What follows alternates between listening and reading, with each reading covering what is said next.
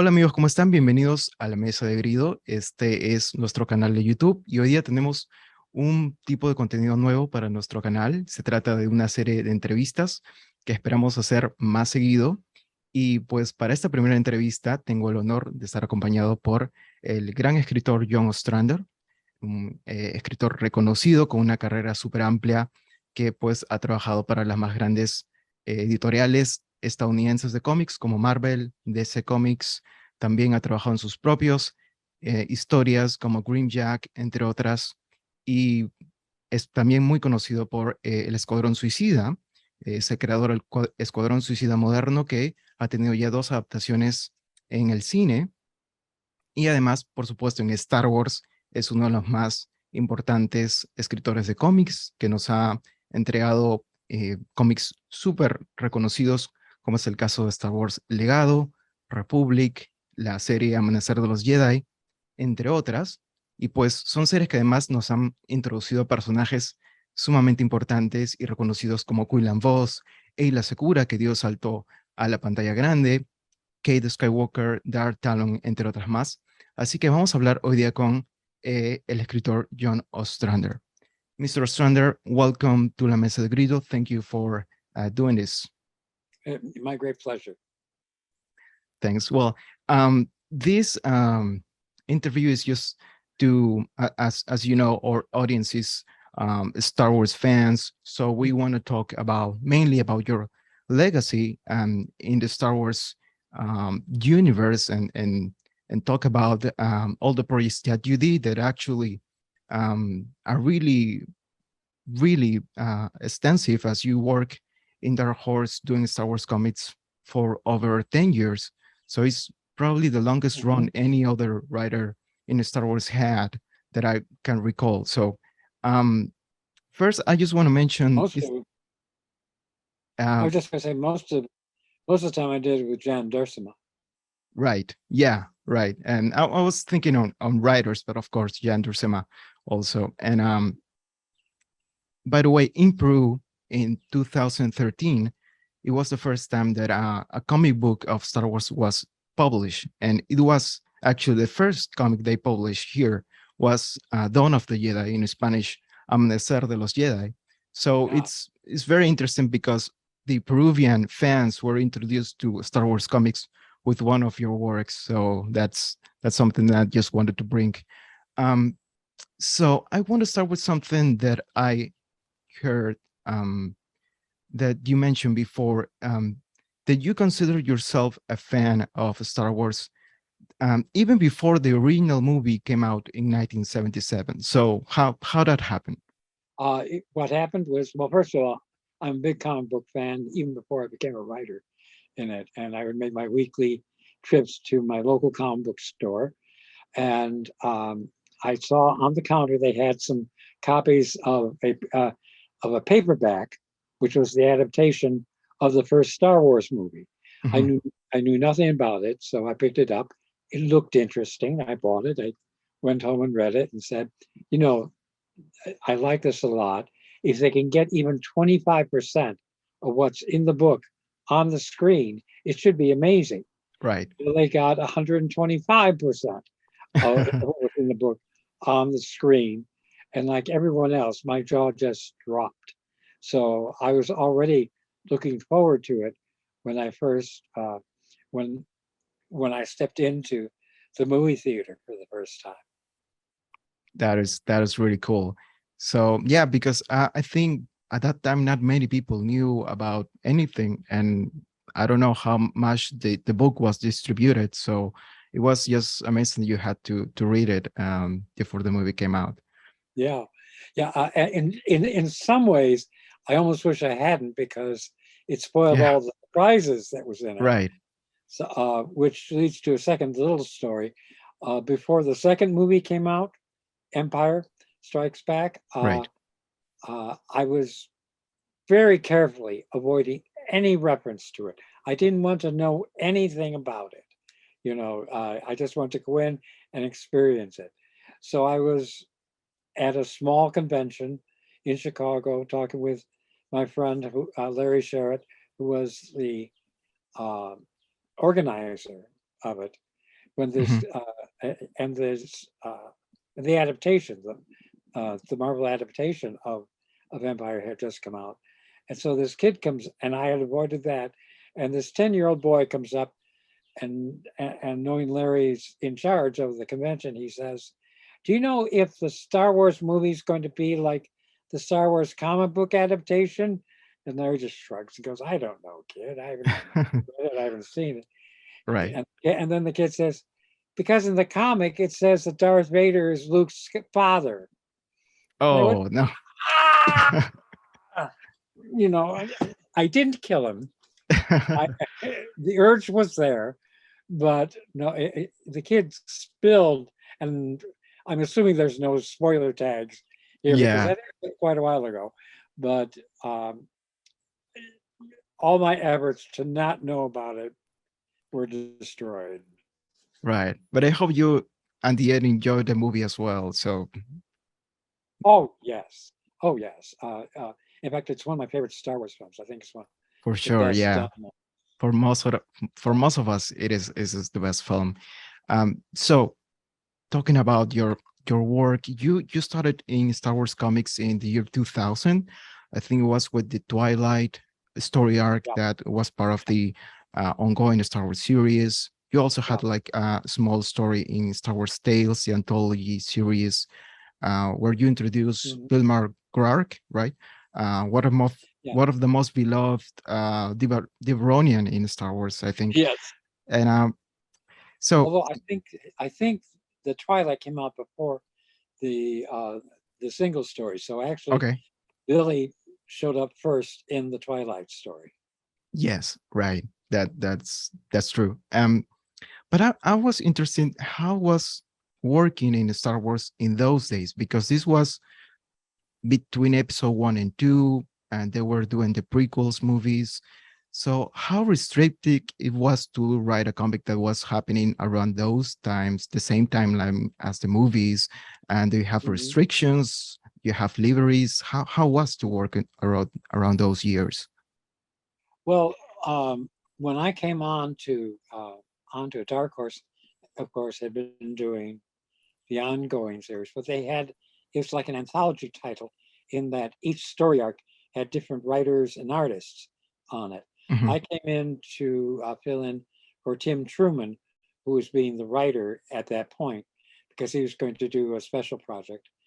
And I tried to convince Dark Horse. I said, "Look, first of all, whether it's me or somebody else, you need a regular team on the book in order to tell the fans that there's going to be a certain level of quality every month.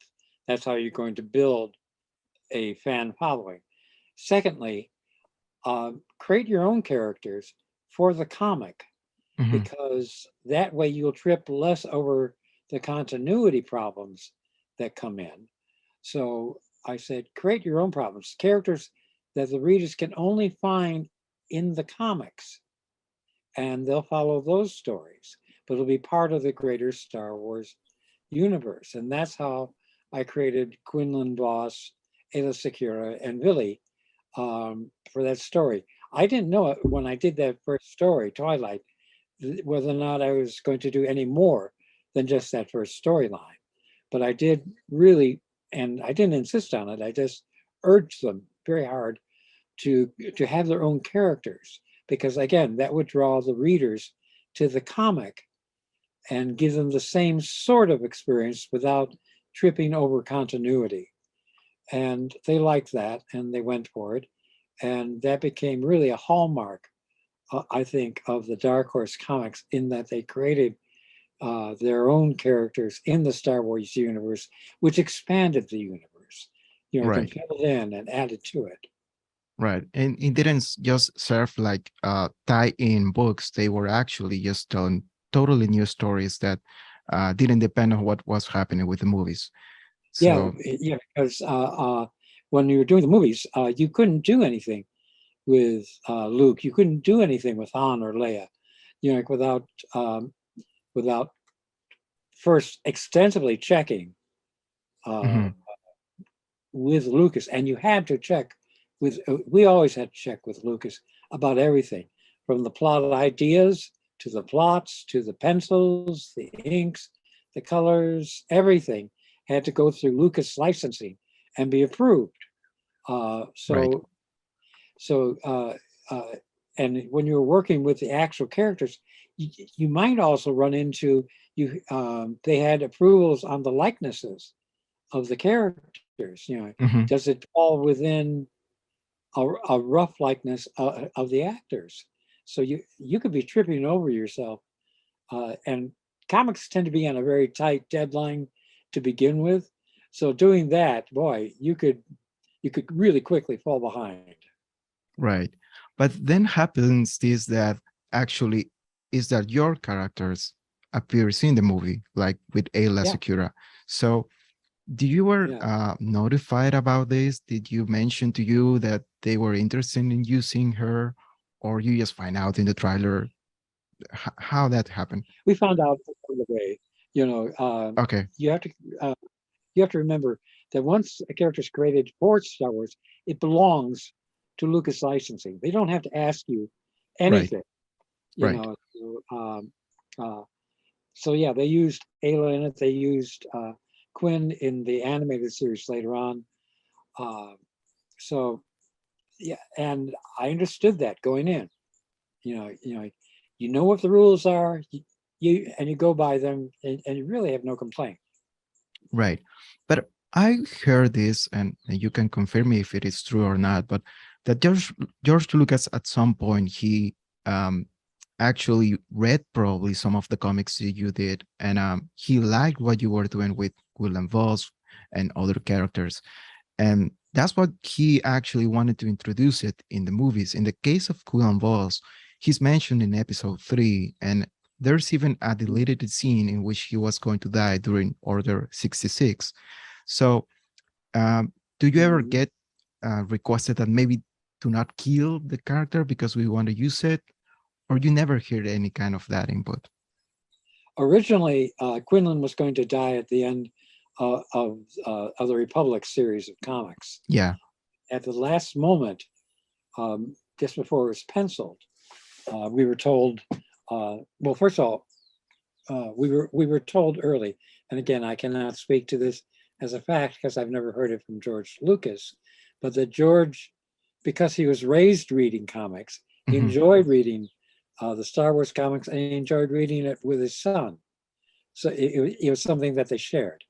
So I'm told, yes, that he read and enjoyed what we were doing, and before they could really finish penciling the book, and it was while the book was being penciled that the word came down to not kill off Quinn, uh, and we understood that. I think it was George Hmm. Lucas who said that. I cannot I cannot swear to it because I don't know, Right. but it's my understanding that Mr. Lucas wanted the character Spirit, and so we wrote in a little change at the end, and and that made it work. Right. That's very interesting. Now, when you see a character like Aayla Secura in the movies and she dies, she has any scene during Order 66 when you see her dying, how do you feel? Because it's like your baby, right? It's your character. Yes. And then Yeah. you see that and you didn't wrote that and how that feels. Well, first of all, she also appeared in episode 2, I believe. Yes. When and you feel like your baby's grown up and gone out in the world and is doing stuff on her own. So so you feel good about that. But then when they shot her down and continued to shoot her once she was Yeah. down, I went, well, that was unnecessary. That wasn't, but again, they own the character. It was their choice. Right. Um, Talking about Quinlan Vos, um, maybe it's the most important character that you created. Well, maybe that's my opinion, but I think many fans feel the same way. And it was that Twilight story arc which introduced him is Mhm. actually so good as an introduction for a character because everything is so mysterious. You don't know what is happening. This Jedi has lost his memory. He doesn't remember his Padawan, and on and on. And it's so captivating. And also, you go to write this background on the Kifar, his species, and tell us a little bit about the Boss clan and all that. So, in Mhm. which moment did you actually decided that you want to continue writing more about these characters? Because the fans, obviously, I think they like it from the start. But at what moment he became the protagonist of Star Wars Republic? Well, for me, almost immediately, and because as I said, I wanted to write a character that was not one of the big three, like, or one of the ongoing characters, not even Lando, because again, you had a little more freedom to do that. You had to keep close to the events and the history, and I had a lot of Star Wars reference books. The ships, everything. The histories, the timelines that came out. I had those so I could refer to them because Star Wars licensing, Lucas licensing, certainly we're going to do that as well. So knowing that, it's I wanted to keep on working with Quinn, with Ayla, with all of them because um, he was a different sort of Jedi. He was a much darker Jedi. Yes, Uh, he was one very much tempted by the dark side, and the fact that he was still struggling with his with his memory in the early parts. That was very central to his character. I mean, if a Jedi doesn't remember who he is and remember that he's a Jedi, is he still a Jedi? And right, deep down, I feel that yes, he was. Yes, he is. Because that training, what makes him a Jedi, is still a part of him. But I also like, I've read other stories before where you start the story with someone waking up, doesn't know who they are, and they're in peril. Like, to me, that's a great way to start a hmm, story. So that's why we did that. Quinn doesn't know who he is. He's in a burning building and has no idea how he got there. So to me, that sort of goes here. Now, hang on, we're going to have a ride. And that takes the reader along as you go. We'll explain as we go. right, nice. That's an old trick of Stan Lee's, by the way. Oh, Stan really? Lee, yes, Stan Lee. I remember several Spider-Man stories that I read when I was very young, and he would start in the middle of a battle with some villain, Spider-Man battling villains that you've never seen before. In one case, the Rhino, and in the caption, he says, well, Spidey fans, this is going on and this is going on. Don't worry, we'll catch you up as we go. And he did. He did. Yeah, By page 4 or 5, you knew everything you needed to know. But launching you into the middle of something is, I think, a great way to start a story because it grabs the reader's attention right away. yeah, yeah. And actually, also George Lucas kind of did that when he Yeah, started Star Wars. It's the middle yeah. of the story. He mentioned he likes that. It's very interesting. Um, Now, you mentioned that then you have to rewrite the ending of Quillan in Republic, right? But after the characters actually survives the Order 66, we also see his newborn kid, Cortovos, right? Um, Mhm. you ever had any plans with the characters? Do you ever thought that, okay, now that he survives, I want to tell more stories that happen after episode 3? Or there Uh, were any plans? there weren't any plans. And uh, among the orders to bring Quinn back was bring him back and leave him alone. Do nothing else. So I went, okay, fine. I like the fact that he came back, that he's still alive. What did he do in the following years? What happened to his son?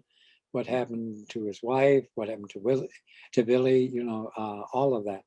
Uh, yeah, that occasionally pops up in the back of my head, but I knew that I wasn't going to be able to play with that particular sandbox again.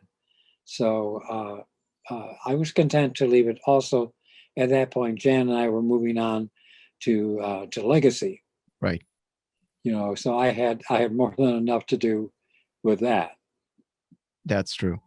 Um, Now, Quinlan has been mentioned in the latest Star Wars show, Obi-Wan Kenobi. I think you also know that, and it was like a big thing for everybody that read your comics, of course, to get it mentioned again, which actually confirms that he has been alive at least 10 years after Episode 3.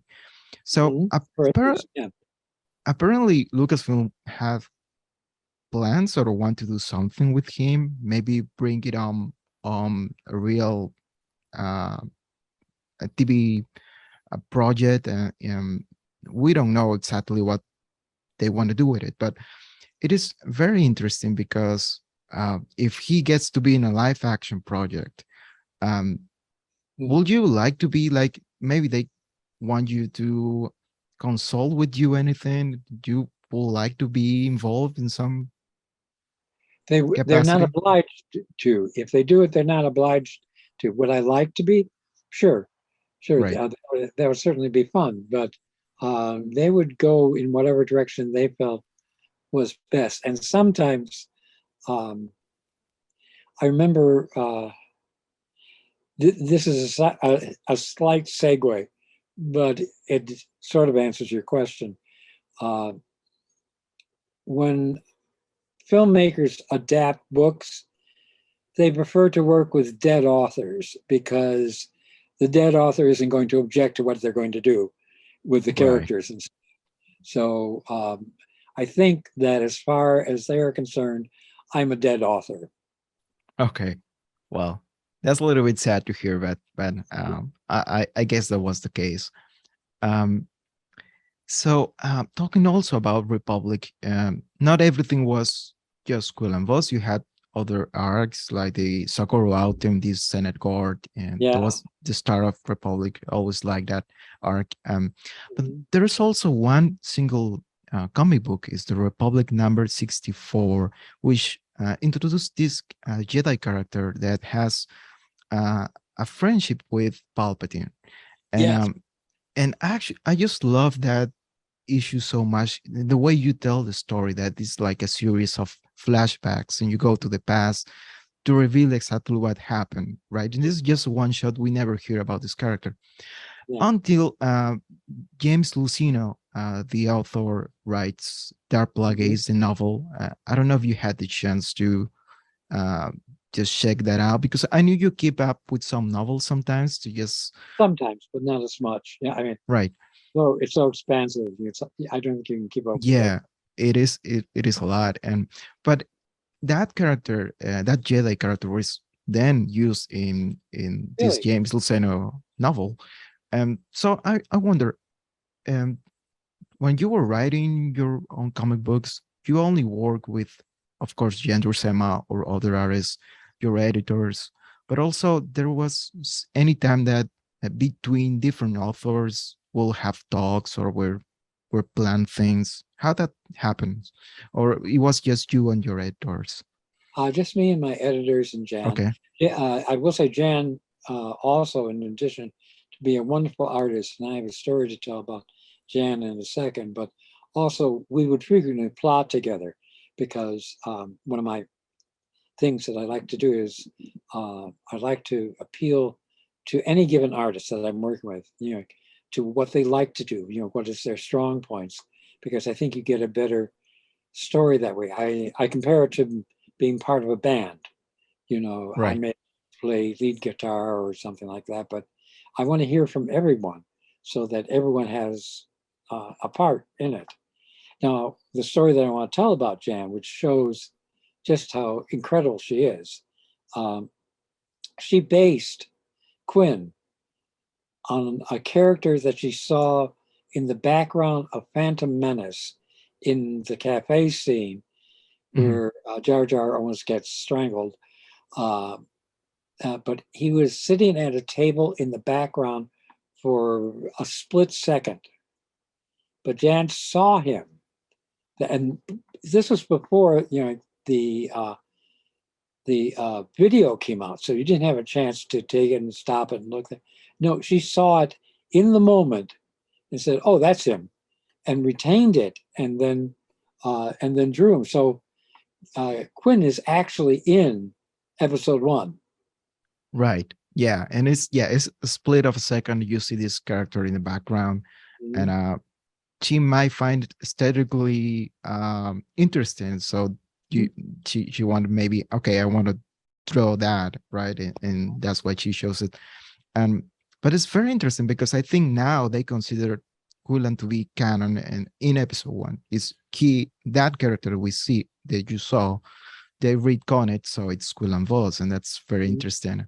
Yeah. And yeah, I'm glad you mentioned, of course, Gender Sema, because it's actually this partnership that you, the two of you had, that is something that is so fantastic. Mhm. Especially now looking back to those days, we maybe we didn't knew how much we weren't going to miss that partnership, because it was this rich writing of yours with her visually striking art that Mhm. that made us just, they gave us so much great stories and comments too, that I can just reread anytime and I still just keep enjoying it. So it was fantastic partnership.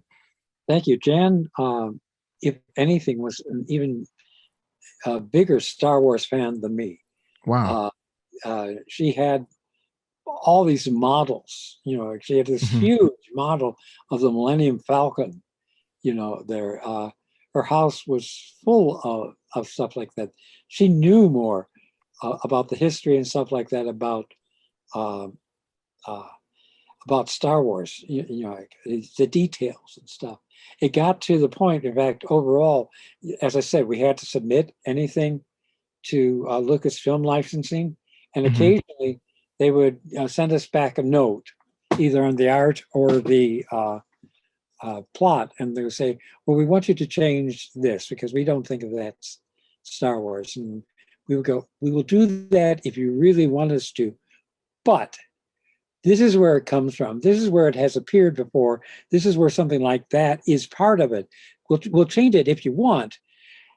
And then the note would come back, "Never mind." And it Yeah. got to the point to where I don't think we ever got a plot rejected, and it just came.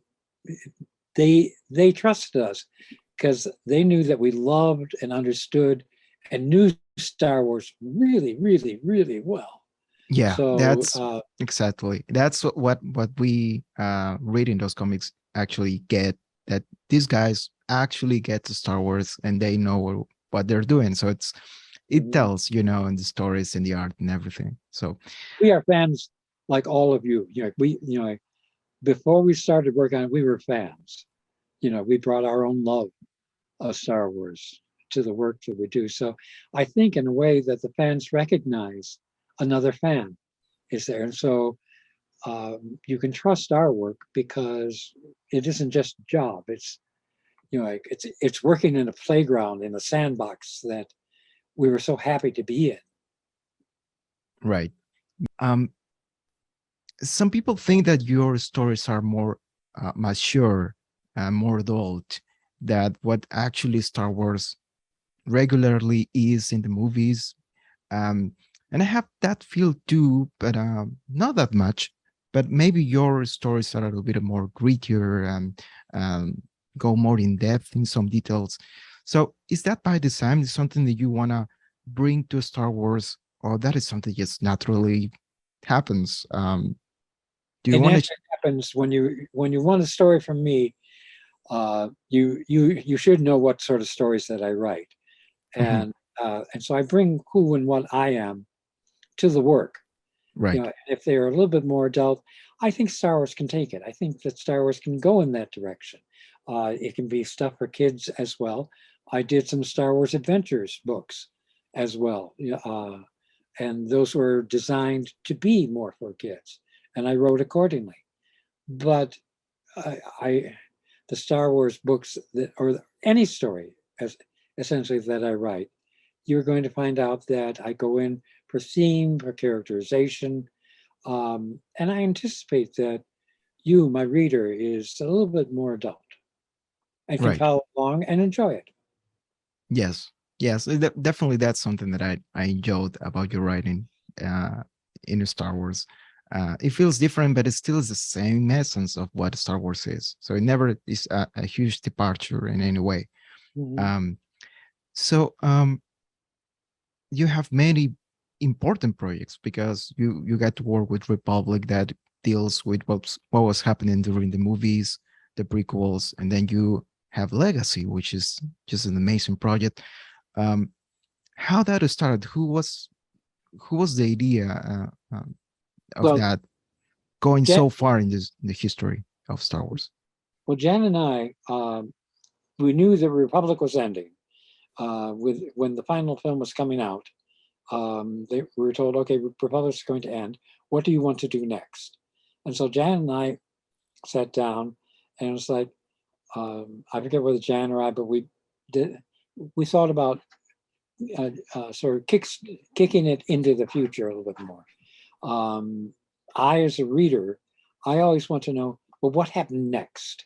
Hmm. What's the next part of the story? This is long before George Lucas thought about doing the final trilogy.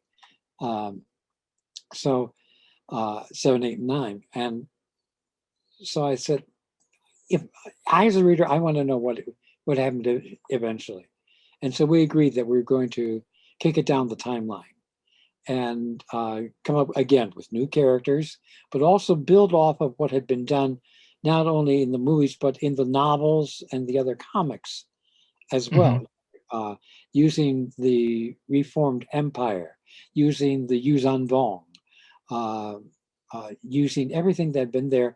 But again, by putting it down further, we felt we would be out of out of the way of people. So again, we wouldn't be tripping over continuity.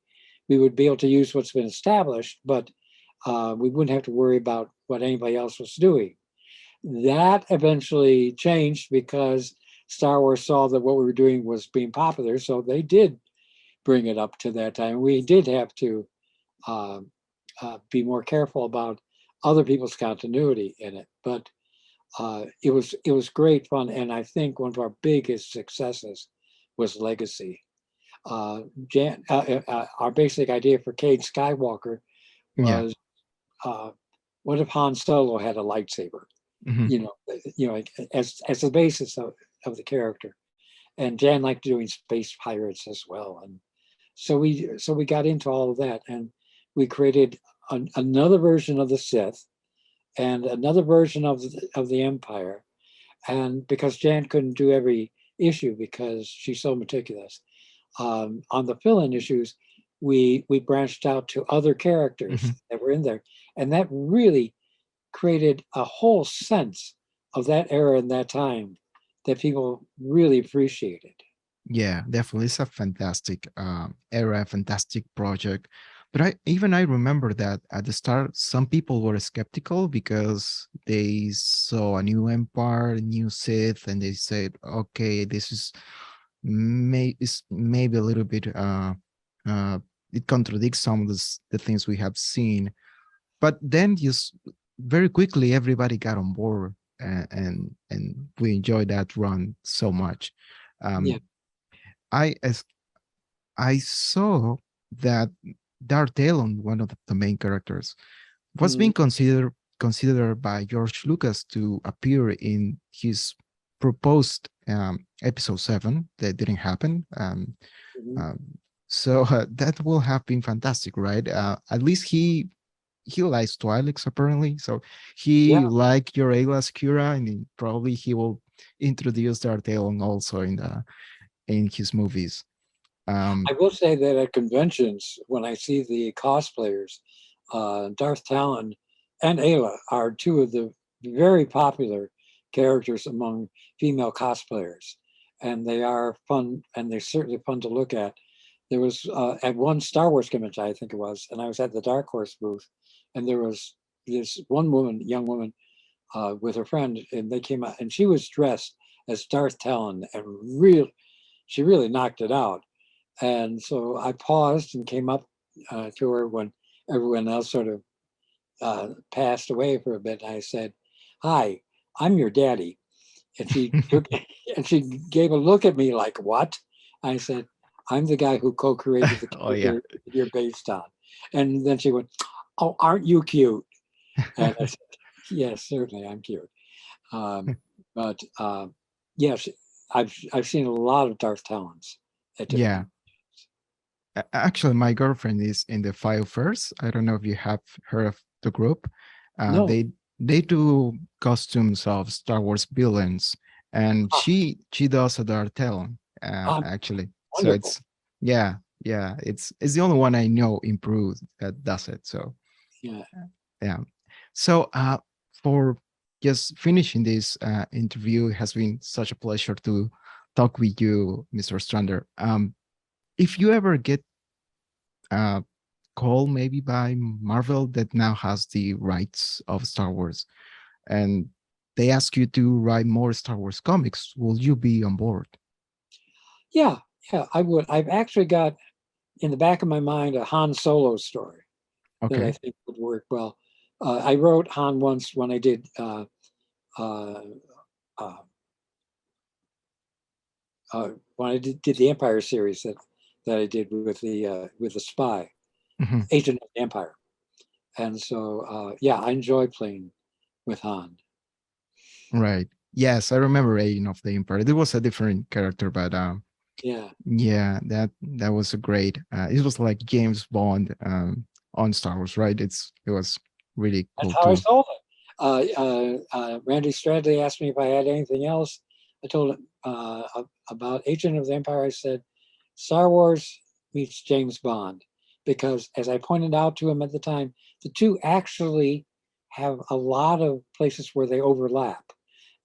Exotic locales, charismatic characters, lots of action.